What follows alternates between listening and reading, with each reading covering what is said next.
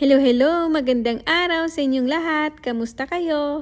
Eto na nga yung family trip namin papunta ng Dinadjawan. Nag-rent nga lang kami dyan ng van para nga may masakyan kami. Bali, 3 days and 2 nights nga kami doon. At nasa 12K nga yung rent namin sa van, including na nga rin yung gas at driver. Sa tingin ko naman ay nakamura na nga kami doon dahil kakilala nga nila tita ko yung may-ari ng van. Maliban nga pala sa van, ginamit nga rin namin yung sasakyan namin. Bali, from Busilak, Nueva Vizcaya to Dinadjawan, inabot nga kami ng 6 hours na biyahe. Dala na nga din ng madaming stopover. Alam nyo ba, sobrang aga nga din namin biyahe. 2 AM pa lang gising na nga kami at 3 AM naman kami bumiyahe. Para na nga din maaga kami makadating sa Dinadjawan at para nga din makaiwas kami sa matinding traffic. Bago kasi magpadyadi, nagsimula na kasi yung mga ginagawang daan. Sa sobrang aga nga din namin bumiyahe, hindi na nga kami nakapag-almusal. Kaya naman dumaan na nga lang kami at bumili na nga lang kami ng buko pie at tupi. Sobrang nakakahilo nga rin yung daan papunta ng Dinadjawan. Yung mga kasama nga naming mga bata ay nagsuka. Fast forward, pagdating nga namin, binaba na nga rin namin agad yung mga gamit namin. Tapos nagpunta nga rin kami agad ng public market. Bumili na nga kami ng iluluto naming ulam, tapos bumili na nga rin kami ng 2 pakwan. Sobrang excited nga din ng mga bata magpunta ng dagat. Kaya pagdating nga namin, nagpalit nga agad sila ng mga damit nila panligo. Dito nga pala sa tinuluyan namin ay malapit nga lang sa dagat. Konting kembot nga lang ay nasa dagat ka na. Bali, dito nga pala sa tinutuluyan namin ay nagbayad nga lang kami ng 4K per day. 2 rooms nga lang yung kinuha namin, tapos tabi-tabi na nga lang sa pagtulog. Napabili nga rin ako ng maliit na electric fan para nga kay Zane. Extra electric fan na nga rin namin dahil sobrang init nga nung araw na to. So yun nga, nung nakapagluto na nga rin ako ng tinola, kumain na nga rin kami. Early lunch nga yun dahil 10:45 pa nga lang kumain na nga kami. Pagkatapos naman namin kumain, ayan, naghugas na nga rin ako ng mga pinagkainan namin. Saglit nga lang din sila nagpahinga, tapos nagpunta na nga ulit sila ng dagat. Kasama nga rin nila si Zane doon, kaya naman kami na nga lang ni Daddy yung nag-asikaso dito. Inayos nga din na muna namin yung mana sa mesa at tinakman na nga din namin yung mga tirang ulam bago naman kami nagpalit ng mga damit namin. Ito nga rin yung sinasabi ko na konting kempot nga lang nasa dagat ka na. Tingnan niyo naman si Zane, sobrang nag-enjoy nga siya sa salbabida niya. Buti nga't binilhan nga siya ni Tito Ray niya ng ganyan. Yung salbabida kasi na binili namin para sa kanya ay ayaw nga niya. Kaya naman si Kuya Zack niya na nga lang yung gumamit. Ito na nga rin yung mga video namin na sobrang nag-enjoy na nga kami dyan.